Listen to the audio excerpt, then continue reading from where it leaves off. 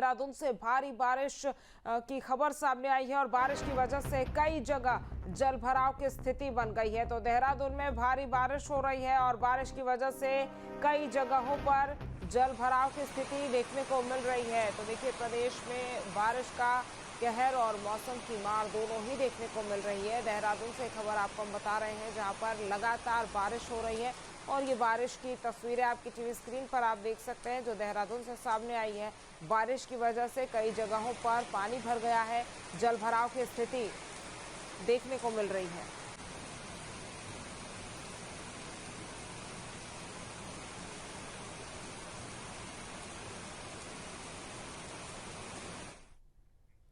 और यमुना घाटी से बड़ी खबर, जहां सियाना चट्टी अस्थायी झील में तेजी से बढ़ रहा है जलस्तर। जलस्तर बढ़ने से मोटर ब्रिज पर खतरा मंडरा रहा है। मोटर पुल के साथ पुलिस चौकी डूब गई है। स्कूलों तक यमुना का जलस्तर पहुंचा है। वहीं बढ़ते जलस्तर को लेकर प्रशासन अलर्ट मोड में है। तो देखिए, झील का जलस्तर बढ़ रहा है और उसके साथ साथ चिंता भी बढ़ रही है। यमुना घाटी से ये बड़ी खबर आपको हम बता रहे हैं, जहां सियाना चट्टी पर अस्थायी झील से में तेजी से जलस्तर बढ़ रहा है और जलस्तर बढ़ने से मोटर ब्रिज पर अब खतरा मंडराता हुआ नजर आ रहा है, क्योंकि देखिए, मोटर पुल के साथ पुलिस चौकी डूब गई है। तस्वीरों को देखकर आप अंदाजा लगा सकते हैं, स्कूलों तक यमुना का जलस्तर पहुंच गया है और बढ़ते जलस्तर को लेकर प्रशासन अलर्ट मोड में है। तो देखिए, स्कूलों तक यमुना का पानी पहुंच गया है।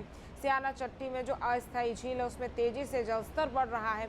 यही वजह है कि चिंता भी वहां पर प्रशासन की बढ़ती हुई नजर आ रही है, क्योंकि झील का जलस्तर बढ़ने से आसपास की जगहों पर जलभराव की स्थिति देखने को मिल सकती है। और यही वजह है कि पुलिस चौकी डूबी है और स्कूलों तक भी पानी पहुंच गया है। और थराली आपदा प्रभावित क्षेत्र के भूगर्भीय सर्वेक्षण की अनुमति मिल गई है, जिसके तहत थराली के आपदा प्रभावित क्षेत्र का सर्वेक्षण किया जाएगा। विशेषज्ञों की टीम की ओर से दी जाने वाली रिपोर्ट के आधार पर प्रभावित क्षेत्र में सुरक्षा और उपचार के कार्य किए जाएंगे। तो देखिए, थराली आपदा प्रभावित क्षेत्र के भूगर्भीय सर्वेक्षण की अनुमति अब मिल गई है, जिसके तहत थराली के आपदा प्रभावित क्षेत्र के सर्वेक्षण को किया जाएगा और विशेषज्ञों की टीम की ओर से दी जाने वाली रिपोर्ट के आधार पर प्रभावित क्षेत्र में सुरक्षा और उपचार के कार्य किए जाएंगे।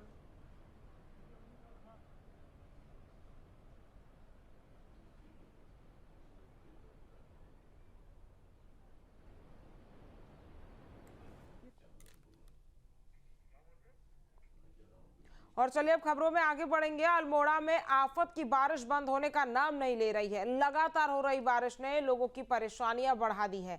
मौसम विभाग की माने तो बुधवार तक बारिश के दौर जारी रह सकता है, इसकी आशंका मौसम विभाग की तरफ से जताई गई है। बारिश के लिहाज से 2025 खासा परेशानी भरा रहा। देवभूमि में लगातार बारिश हो रही है। अगस्त महीने में भी इस बार सबसे ज़्यादा बादल बरसे हैं। अब तक बड़ी घटनाएं भी सामने आई हैं। बात अल्मोड़ा की करें, अल्मोड़ा में सोमवार देर रात से लगातार बारिश हो रही है। मंगलवार सुबह भी बारिश का दौर लगातार जारी है। कभी बारिश हो रही है, कभी थम रही है, कभी हल्की धूप निकल रही है और अगले ही पल फिर बारिश शुरू हो जा रही है। बारिश से आम जनजीवन अस्त व्यस्त हो गया है। लोगों की लगातार परेशानियां बढ़ रही हैं।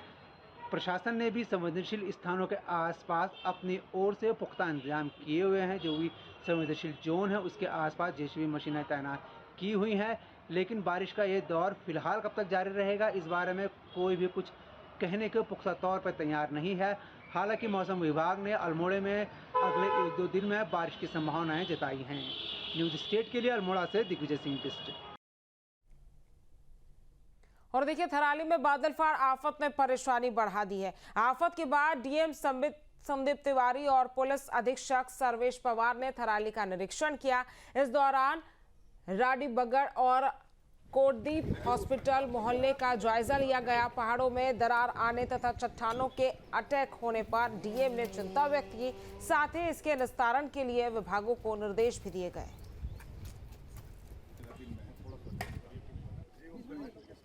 राडी बगड़ कोटदीप हॉस्पिटल मोहल्ला क्षेत्र का निरीक्षण किया गया, जहां पीएमजीएसवाई का कार्य चल रहा है। तो पूरे क्षेत्र का भ्रमण करने पे पाया गया है कि पहाड़ के जो हिस्सा है वहाँ पे बहुत सी जगह में मोटी दरारें पाई गई हैं।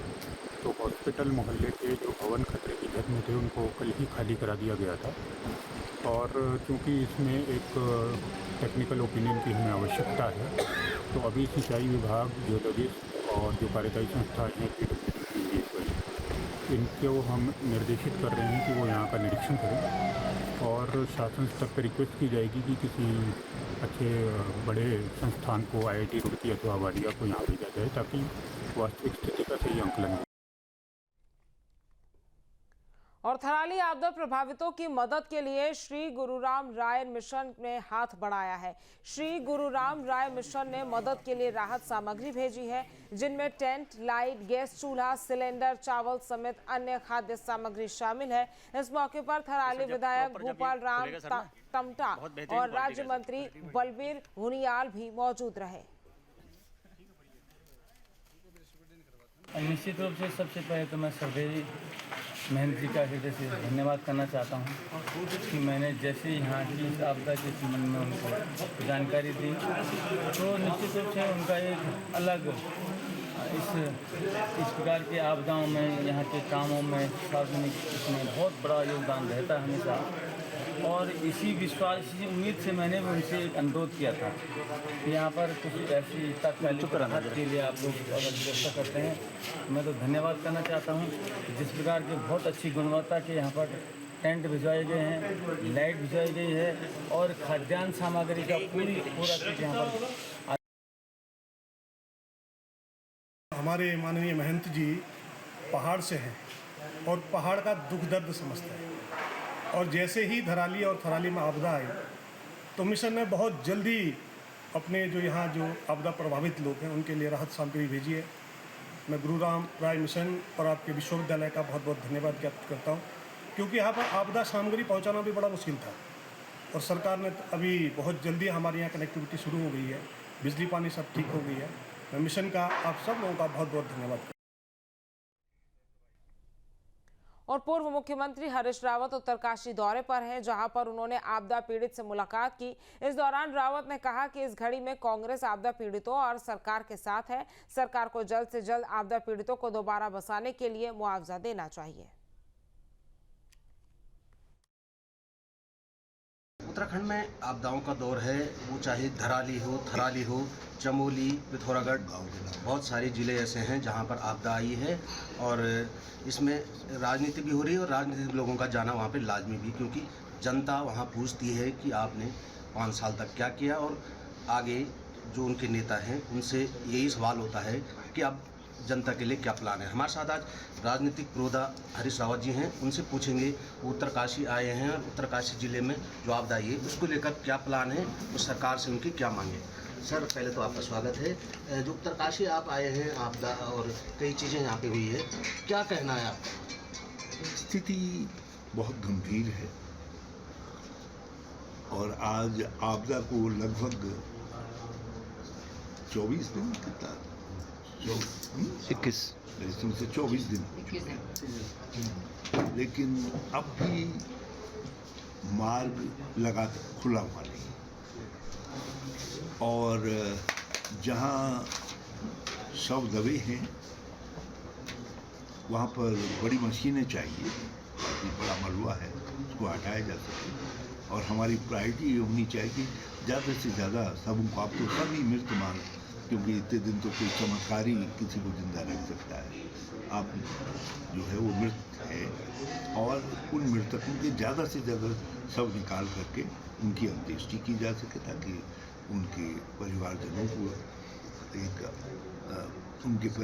को इससे ये लगेगा कि हमने अपना कर्तव्य पूरा कर दिया। वहाँ पर